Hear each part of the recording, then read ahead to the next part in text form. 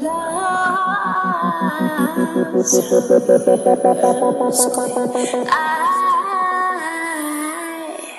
you so much for coming.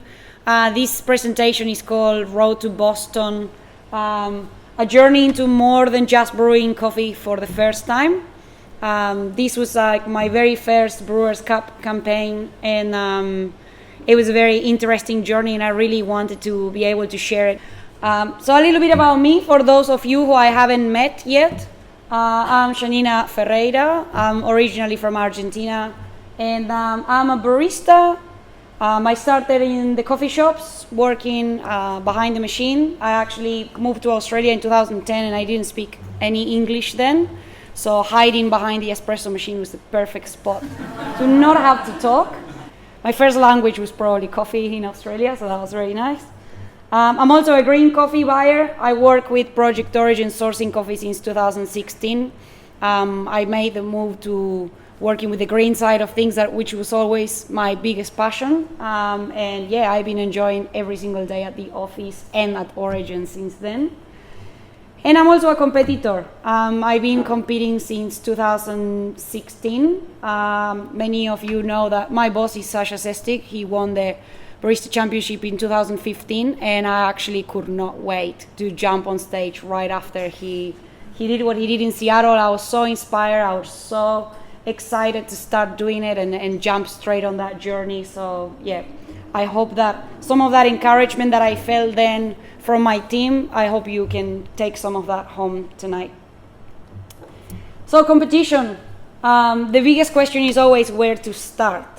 Regardless if you're doing barista or brewers. In the case of brewers, there's a couple of questions that people ask themselves, like, okay, should I choose my coffee? Should I wait to select my coffee? Should I have a concept first? Or maybe should I try to come up with some brewing technique or try some new brewing equipment? Everyone is always like looking after what's coming out, what's new. When should I start building my speech? Should that happen at the beginning, at the end? Like, what water I'm gonna use? And if so, in which way? When should I build it? What is the right moment to approach it? Same as aging of the coffee. And let's not even talk about freezing and grinders and all these crazy things that other people are doing as well. So I guess it is super overwhelming. And I just wanna make something very, very clear. There's no one right way to start to compete. There's actually not one single step that you need to take first. It's so overwhelming that my biggest advice is just pick one thing, whatever that thing is, and just start focusing on it. You really need to start allowing yourself to be a beginner. I think that's the biggest thing. No one starts being excellent, not even the people that have made worlds or have even won big competitions. Usually everyone started somewhere, everyone failed at some point, so you do need to start with something. But the first thing I would say is just practice hips, a lot. Repetition is one of the biggest ways to achieve excellence. No one is born with the ability to make coffee, which is something I really like about coffee. So it really levels the field for all of us to really try our best and work very hard. I like having these kind of selections of photos there, and I'll zoom in a little bit so you can see better. Because these are some of my colleagues doing Brewers Cup, and this is how doing Brewers Cup actually looks like. For some of you who follow me on Instagram as well, I started to start sharing some real stories about and raw stories about competition as well, because I think it's very important we start shedding some light about how comp really looks like. Most of us watch the WBC and watch these very international competitions, and everything looks so fancy and it looks so amazing when it's on the final day. But the reality is that most of us sometimes talk to the wall or talk to pieces of cardboard with faces on it. To be able to practice. Do not ever think that competition looks amazing on the backstage and everything is perfect and everything is great, because there's a lot of emotions and there's a lot of hard working on the making of one routine. So very, very repetitive. This was one, sorry, I'm just trying to get this. Yeah. This was when I first started brewing. The place where I started was like, I really just wanted to build some accuracy. I didn't mind which coffee I was going to use. I didn't mind what my speech was going to be like, but all I worry about is like, I just need to make sure I can brew 3 coffees the same. So I started practicing and like TDS in absolutely everything that I was doing. And when I got to be on the 30s, I thought I made it. I thought, oh, this is great. 133, 138, 135, this is perfect. And then I show it to my colleagues and they were like, that's absolutely not even close to be brewing the same coffee. So I was like, but what are you talking about? Like, I'm on like, 130s, this is great. So yeah, it was definitely a lot of practicing and repetition on it. And this here, that's a AeroPress filter with a spiral drawn into. I actually could not pour in a spiral shape or in circular shape at all. Like, it was impossible. I would see the coffee in there and then it was just chaos. It was just absolutely on every direction. So I had to draw it back. I had to simplify it. And then I just did that for like entire 2 days, just over and over again, from the inside all the way to the outside, and then from the outside all the way to the inside again, to the moment I build the muscle memory. So making coffee is a lot about muscle memory as well. So, don't get disencouraged by, it just doesn't seem to be working for me. It's the same as going to the gym. You do need to do a lot of reps, and you really need to build that muscle memory, especially if you're the kind of person that do get nervous on stage. Then you definitely want to work much more harder on making sure that your body is going to respond to the movements you need to do. And the other bigger one, it's understand the score sheet. Now, I really want to touch on this one because I have the luxury last year the pleasure last year to be a judge. And one of the biggest things that I realized, not just about myself, is like, we don't fully understand the score sheet. It is a very important part. Like, the rules pretty much say how to win this competition. The answer is written there. Yes, there are blurry areas that are a little bit confusing, and that's when networking and friends and colleagues come into place. You can pick up a phone, you can ask colleagues and friends who have competed before. I don't really understand this point, I'm not very sure what this means. Just ask over and over again. To never assume you understand the score sheet. And one of the biggest advice I can give you is like, make sure you go into the competition to get new feedback. Don't go into the competition to make mistakes that you already knew that you possibly were gonna make. And in Brewers Cup, there's an area that is really up to you and is full of multipliers. That's customer service and that's taste descriptor. You don't need the most expensive coffee in the world to score well on these 2 boxes. These 2 boxes are entirely up to you. The boxes above, I'm more than happy to debate and discuss. And yes, I do agree that sometimes you need a very good coffee. Does that coffee needs to be expensive? I don't think so. Are very good coffees sometimes expensive? Yes, they are. But the 2 boxes here at the bottom, including the head judges boxes of sensory uniformity and overall workflow, those 2 boxes as well have multipliers, and they are entirely up to you. You could be brewing a very humble coffee, a very simple coffee, but you can still score 10s on this side. In my very first year doing barista comp, I had the amazing honor to make finals, and I was just using a Catuai.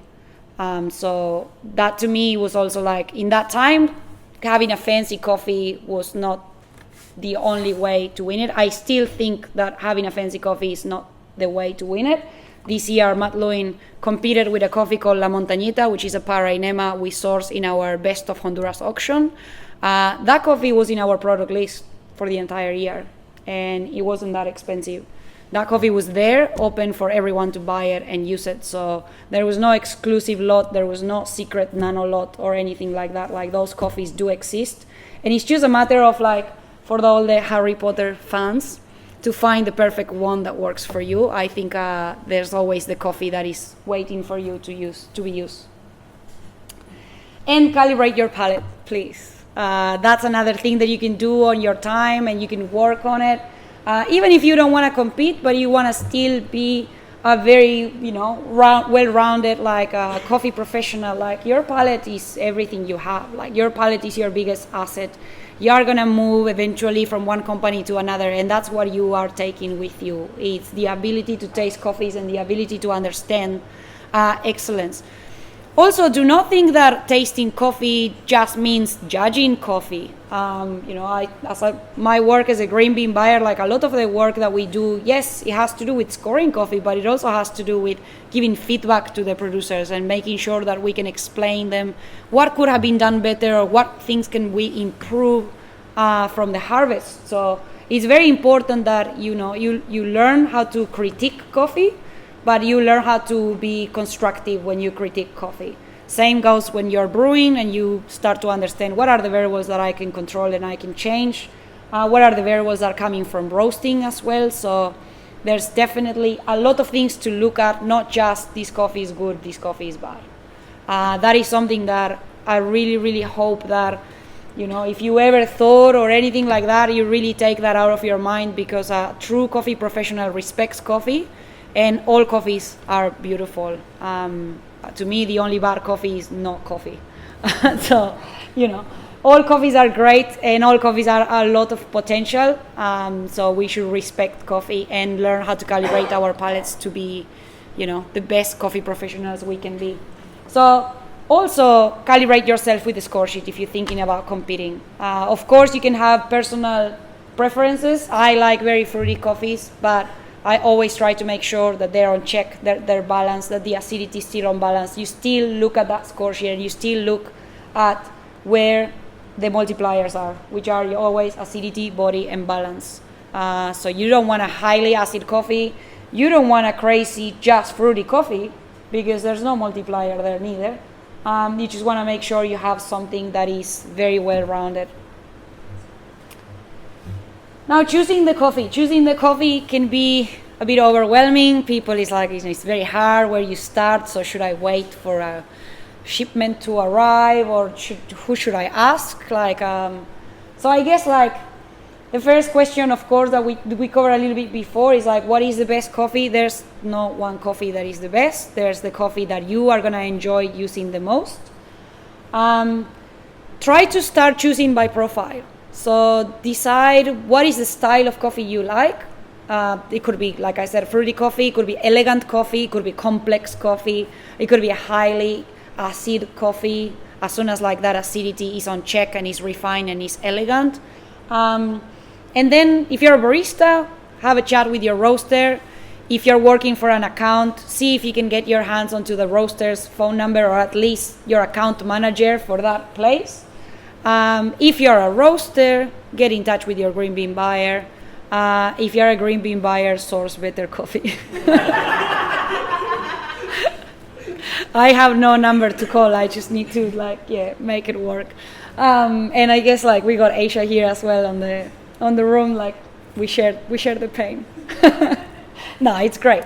It's actually great to get to source your own coffee, and even work on developing of your own coffee. Of course, is a wonderful journey. But if it's your first time, of course, no need to go crazy and do experimental stuff at the farm where you still need to understand what's happening on this side.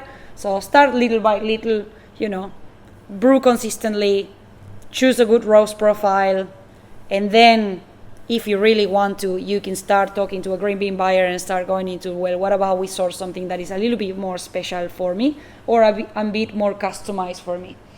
And the other thing is, select a coffee you will drink 100 times a day and still love it. Don't just choose a coffee that you think is going to win, because that never wins. Just choose a coffee you really, really love. Of course, like I said before, calibrate your palate. Make sure you understand how the score sheet works. You shouldn't be that far away if you have ticked those 2 boxes. But don't just go crazy thinking, last year a natural one, so this year is probably going to be a wash. Don't play that game. It's a very hard game to play, and it just never works. So just choose the coffee you really want. And if last year Colombia won, this year Colombia can win again. There's no odds in competition. Of course, I just gonna mention very quickly, last year we had our first female champion in Brewers and Barista, and the odds of that happening back to back were so small, and it happened. So, the odds in the coffee competitions are really, really, don't worry about them. Just worry about what you're doing. So in my case, my coffee for Worlds and Nationals was Finca Debra Geisha carbonic maceration process. And I just want to tap a little bit onto that as well, like how did I make my choice? So I work with green beans. I knew I had to source the coffee I was going to use. There was no way I was going to buy it from somewhere else. And I'm very passionate about carbonic maceration process. Like it's a controlled anaerobic fermentation that is been allowing us to accentuate the characteristics of the coffee at origin. It's also been helping us to develop a higher level of acidity while maintaining a very fruity cup, which personally for myself, that's always been the dream, like having kind of like the fruity of the natural and the structure and the elegance of the wash in one cup. I chose to work with a profile that we call Jasper for Nationals. All our carbonic maceration profiles are named after gemstones. So I had a Jasper bracelet in my routine where I show the judges like the colors of the coffee. And for Worlds, the profile was opal, which is an Australian gemstone, and we use this cute little ring to show to the judges as well about the different colors of the coffee. There's nothing better than having great ambassadors that are passionate about different profiles of coffee. I personally love all coffees, and I wanted a coffee that was very fruit forward and very, very crazy in terms of elegance. That's why I chose a geisha, and that's why I chose carbonic maceration. And why Panama? Because the farm we work with is a biodynamic farm. Now, I'm not sure how familiar you might be with fermentation process, but in the fermentation, a lot of the local yeast and bacteria take place to create the flavors and the profile of the coffee. And I really wanted to use this farm because it's a biodynamic farm. So this farm has never seen pesticides. It actually got purchased when it was a forest. So that definitely gave me a much more rich variety of local yeast and bacteria to play with at the time of creating a very elegant but also a very complex cup of coffee. So yeah, that's a bit of a Finca Debra, which is a bit of a crazy forest and a very hard farm to maintain as well with those techniques. Cool. When you start practicing, like there's rabbit holes everywhere, and I won't go too deep into them because we'll just get very depressed and we're never gonna leave. But brewing, roasting, and water were my biggest ones. And I just want to say this was the way that I approach it. And in case that you are thinking about approaching competition, I approach everything in a dual shape. So I didn't want to go crazy with a million different options. That's definitely something that very experienced competitors can do, and they do very well. But in my scenario, I just could not handle just to go crazy. So I had one brewing technique, which was using a V60. And inside that, I had a metal V60 and I had a ceramic V60. And I explored both of them. And I explored the different characteristics that each V60 was giving me. In terms of roasting, I had two profiles. I actually just took two profiles to Worlds. We just had different drop temperatures and, coffee that was bit more body forward, coffee that was more acidity forward. And with water, I also had to approach. I had a mineral, building the water with minerals approach, and I had a filter water approach. Now, the water was probably one of the interesting ones. I got the minerals, I prepared them as the instructors said on the minerals, and then I came up with a random recipe. And it was just absolutely random. It was like 30 magnesium, 20 calcium, 10 kH. Why? No reason behind it. I just needed to start somewhere. So that was my water base where I started. And then from there, I started to further tweak. Some people like to do cuppings with the different types of minerals and stuff. You can approach it any way you want. But you just need to make sure that whatever way you approach it, you don't make it crazy overwhelming for yourself. And you just make it in a way that is also replicable and consistent. Because if every time you just like, oh, maybe like adding a little bit more, a little bit less, and then you end up with the perfect water, but you don't know how to make it again, then what was the point of it? So take it slowly, take it easy. Still trust your filter water, because that's why filters are built for, and they're usually fairly good as well. So yeah, customizing your water is great, but it doesn't mean that it's the only approach to water. So yeah, it's very depending. Same with roasting. Roasting can make a huge amount of difference, so don't go crazy, overwhelmed with that. And make sure that your brewing is on point before you judge any of the other two as well. Sometimes it's easy to go, roasting is not good, coffee is not good, but maybe as brewers there's more that we can do about it. Now, building the presentation. I'm sorry I didn't say this before, but like if anyone has any questions, like right on the middle, please feel free to ask. Like it's totally fine. Building the presentation. These are my just guidelines for you, and I hope that they're short enough. The first one is just be yourself. There's only one way to achieve this competition and to win this competition, and that's just being the best version of yourself you could possibly be on that day. So don't worry about what everybody else is doing. Don't worry if somebody else has your same coffee. It should actually make no difference. You should get to the point that even if every single competitor on the room had your coffee, you should still be happy with what you've done with it. So really explore who you are, really explore why you're competing, and really try to bring to the table something that you enjoy doing.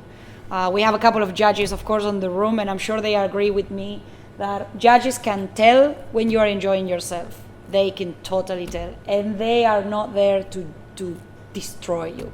That is never the attitude that they go towards. There's nothing easier for a judge than just to go there, sit down, and get given an amazing cup of coffee and an amazing experience. So judges want you to do well. It's very, very hard for a judge to have to give harsh feedback. No one wants that. So don't have that idea in your heads that, oh my God, they're just gonna rip you apart, because they won't.